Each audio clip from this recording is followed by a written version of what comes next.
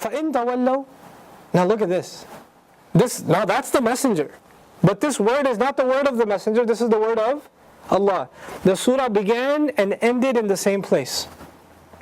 Whoever turned away from this message has nothing to do with Allah and nothing to do with His messenger.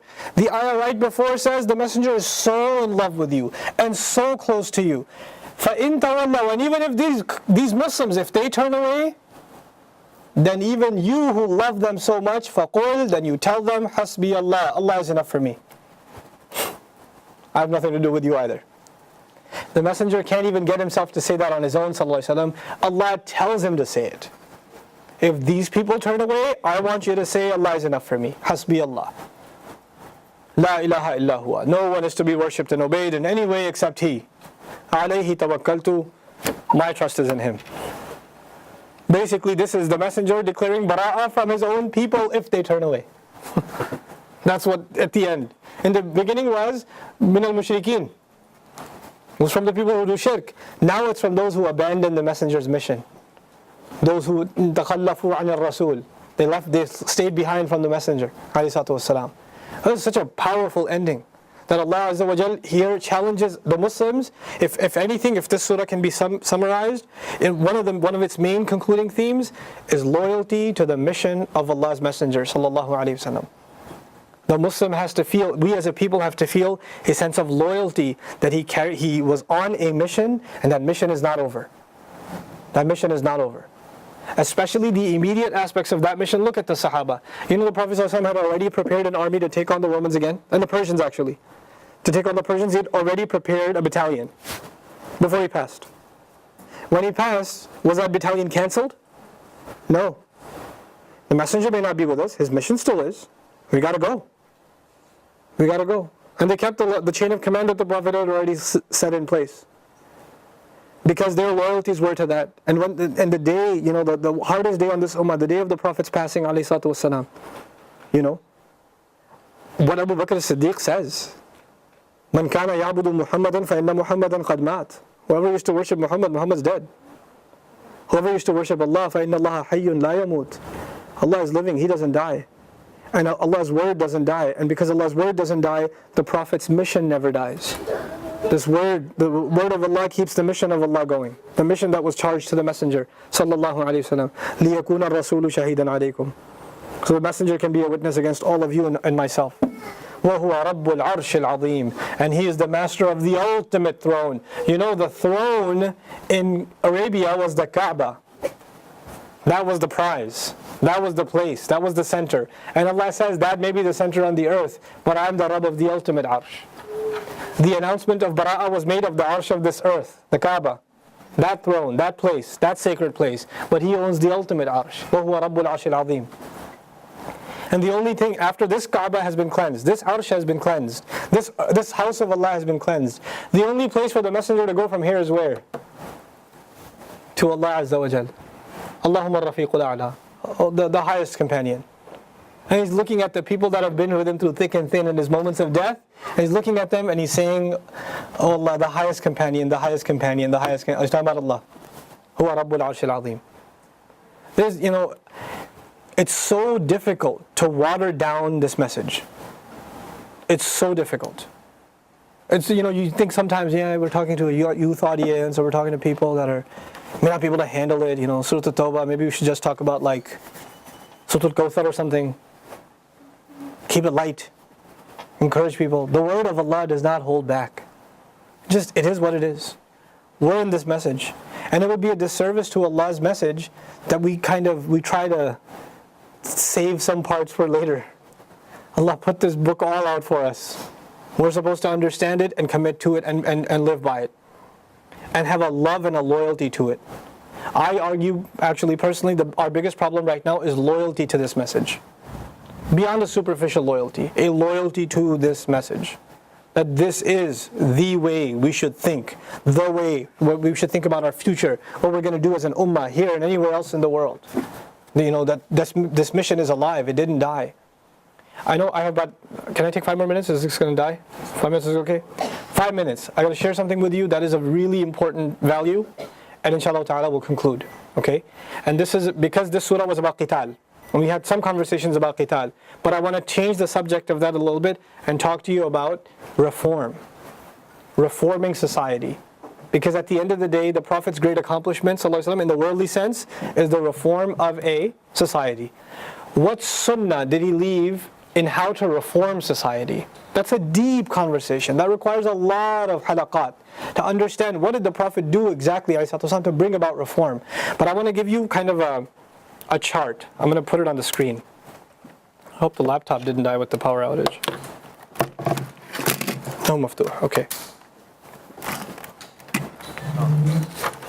This is actually a really important bid'ah that I came up with.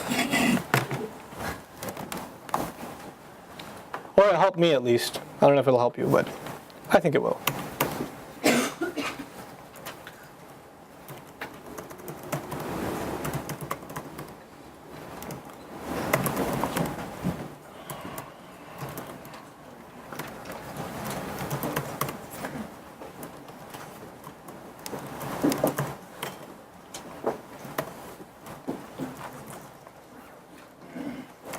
Okay, you guys see that?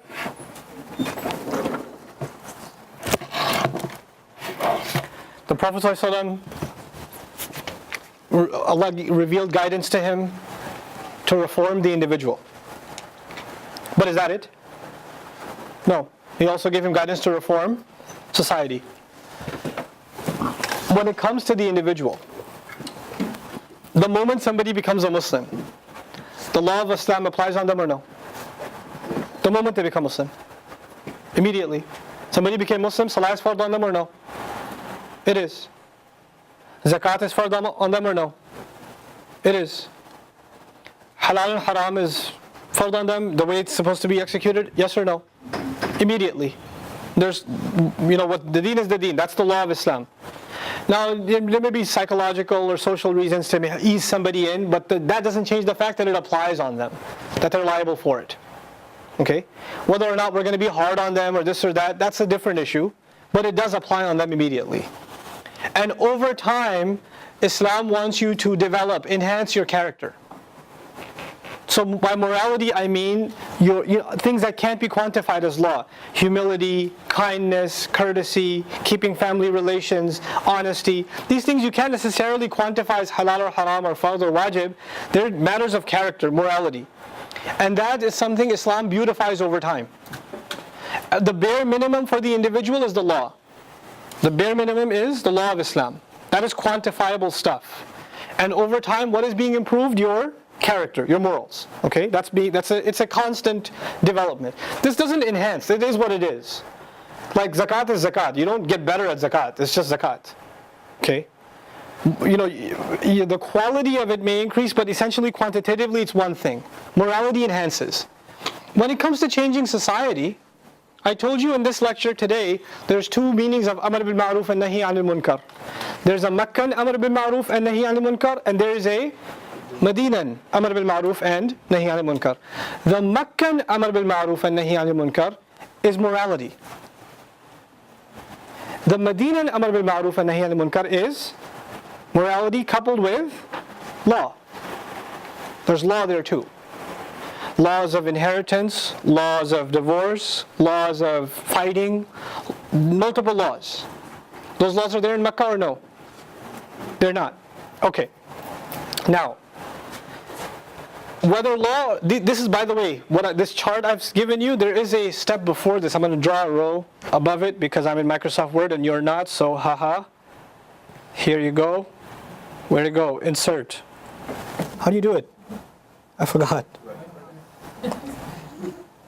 Haha.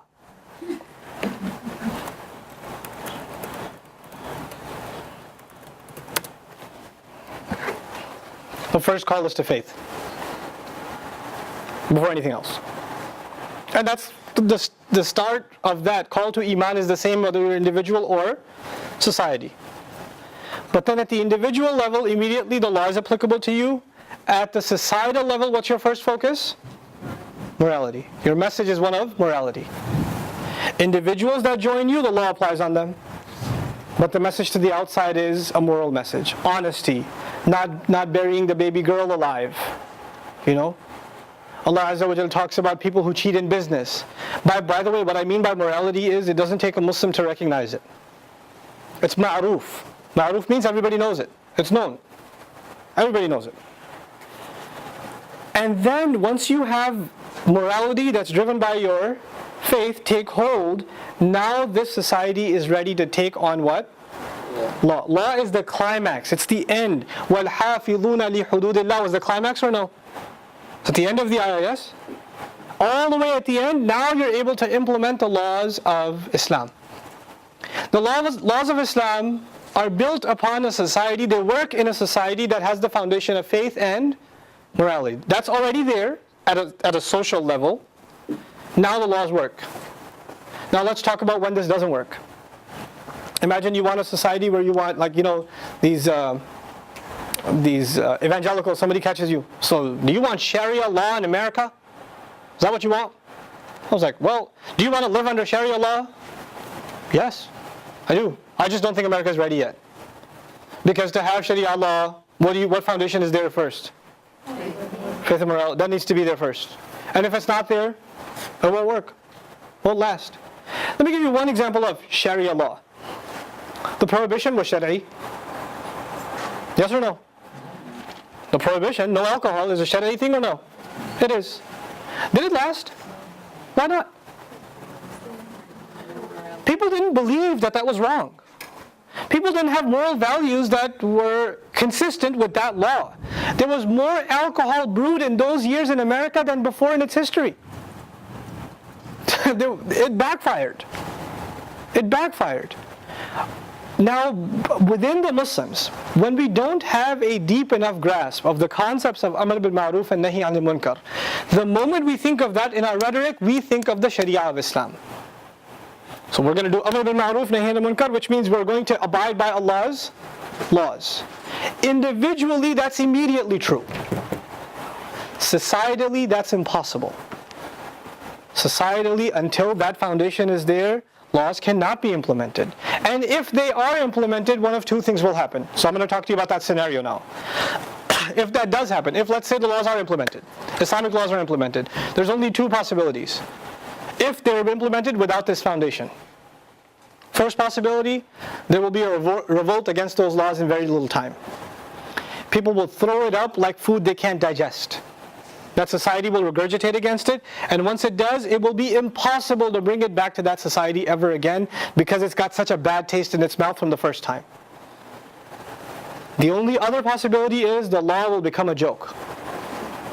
It will become a joke. It will be Islamic law, but without morality, the one thing that won't come from law, I know I'm sounding philosophical here, but the purpose of law is what? The purpose of law is justice. That's why we call the legal system what? Justice. The justice system, right? I need you to understand these concepts. These are very deep concepts, okay? Law itself is not justice. Law is not justice. I'm going to give you a simple example. Imagine, to accuse somebody of fornication, adultery, whatever, how many witnesses do you need? You need 4 witnesses. 4 reliable witnesses. Okay. Let's say that, is it possible that under the law of Islam, in an Islamic state, 4 people decide, that are considered reliable witnesses, they decide they're going to falsely testify against somebody? Is that possible? So they go to the Sharia court, and they falsely testify against someone, and then that person is punished accordingly. Was the law executed? Yes. Was justice served? No. Justice wasn't served. They falsely testified. Now what would allow somebody to be so daring to falsely testify to something? What are they missing? Without morality, you can manipulate the law. You can use it to create injustice. Law itself is, like the pictures you've seen, law is blind. It's got blindfolds on. It needs the driver of morality and faith behind it for it to actually serve its purpose. Okay? Without it, it can become a problem. This was the fundamental problem of the Yahud. They actually abided by the law a lot of times. Some laws they played with, but a lot of laws they still abide by. They're very strict on their laws. What's missing? What's the Qur'an's argument? Morality is missing. That foundation is missing. Now let me tell you a famous counter-argument. There are some very angry movements in the Muslim world. One day, inshallah, we'll have a session on a brief history of Islamic movements in the last 100 or so years. One day, inshallah. But anyway, there's some very angry Muslim movements. And then when you talk about these things, they say, so what are you saying? Like, in the seerah, the things progressed, they didn't progress right away. They progressed like little by little by little. Are you saying in the beginning alcohol is halal and later on because it came in phases, right? So are you saying that we can drink alcohol right now until there's enough morality? Dude, you're confusing individual with society. Individually, alcohol is haram from now. I'm not saying that we are eventually going to have, the law will apply on us. For the Muslims, the law applies on us already. It already applies on us. But for society, you can't impose it. It won't mean anything if you say it's haram. It doesn't change anything. The fact of the matter is it's not haram for anybody else. You go to sleep and the light from the liquor store is lighting up your living room through your window. You can't change anything about that, except by moving, getting thicker curtains. You can't move that liquor store. That's not up to you. Until the people have the moral will to change that, it's not going to happen. The Prophet ﷺ, his first contribution is to create a moral revolution among people. And it is these people that were easily able, for them, law was the easy part. Law was easy. The hard part was morality. Faith and morality. That was the hard part. And I've mentioned this to you before, it's tied to this conversation, I will end with that. The morals, you don't have to fight for them. Morals, you don't fight for them. You call for them without a fight. Laws need authority. And you can't have laws without authority. And you can't get authority without a fight. That's why Musa was commanded to fight. That's why Rasulullah was commanded to fight. To gain authority so they can implement laws. But that's a much later stage. That doesn't happen right away. That's a much, much, much later stage. If you take a quick survey, not a deep look, a quick survey of Muslims anywhere in the world today, what seems to be the fundamental problem? Law? No? What seems to be the problem? Faith and morality. Faith and morality. I'll give you some gross examples, and I'll end. Some parts of the Ummah today actually implement some aspects of Islamic law. They collect zakat, they have prohibitions against alcohol, at least publicly they have prohibitions against alcohol, underground, whatever it's served. And they claim to be champions of Islamic lifestyle. And it is these same places that have the worst kinds of racism, the worst kinds of financial corruption, the worst kinds of class society setup that you'll ever see anywhere else. There was a brother I used to live with, close friends of mine in New York. He said after one day he just came to the masjid and announced, brothers, I have decided to leave this kafir society. I'm moving to the land of the Muslims. I've decided to make my hijrah with my family. And people were like, Takbir! So Allahu Akbar. 5 months later, guess where he was? Jersey. Even Jersey looked good to him after that. I asked him what happened. He goes, I couldn't take it. I was like, what couldn't you take? The land of the Muslims, you hear adhan everywhere. Stores are closed when the adhan goes on. You don't see any clubs or anything. No alcohol served. All the restaurants are halal meat. What more can you ask for? The law is there, man. He goes, yeah, but when you walk into a post office and you're standing in line and a royal family member walks in, you can't even look him in the eye. He'll cut all of you and go in front. And if you so much as make eye contact, you spend the night in jail. They look at your color and they give you like derogatory names. They're racist. I was like, yeah, but they have law, man. Shh, don't you want Sharia? Because he goes, yeah, they might have something like Sharia, but they have no concept of justice. None whatsoever. They don't keep their word. They feel like they're better than other people, etc., etc. I won't name the country. You can use your imagination, right? But don't use it out loud. But our call is, as a collective effort, our call to the people is that to morality. You know what the enemies of Islam are doing? They're saying constantly in their rhetoric that we are calling people to what? Sharia law. Right? And they're hijacking this conversation and making people believe we have nothing to offer but cutting people's hands and slaughtering animals a certain way and whatever else they think Sharia law has. You know, we're going to make people pay jizya and all of that other stuff. But before all of that, 2/3 of the Quran, people, it's not a small chunk. 2/3 of the Quran dedicated to building two things: faith and morality. That's the foundation. If that's the major, real estate chunk of the Quran, that's a major chunk of the prophetic strategy to bring about reform. It can't just be overlooked. You can't just pretend it's not there. And we're going to bring change some other way. There is no other sustainable way to bring change. Okay? So inshallah ta'ala, eventually when we have that conversation about, Islamic reform movements, thoughts, ideas that are prevalent in our time, or the mutations of those ideas that are prevalent in our time that we're exposed to, hopefully these things will become more and more clear. But I hope, the reason I brought all of this up is because when we talk about the idea of fighting in the path of Allah, that fighting was instituted once this foundation was already there and this was already established in whatever was revealed on some patch of land, that is Medina. Once this was there, then the instructions to fight came. Before this, the instructions to fight were not there. You were told, hold your hands.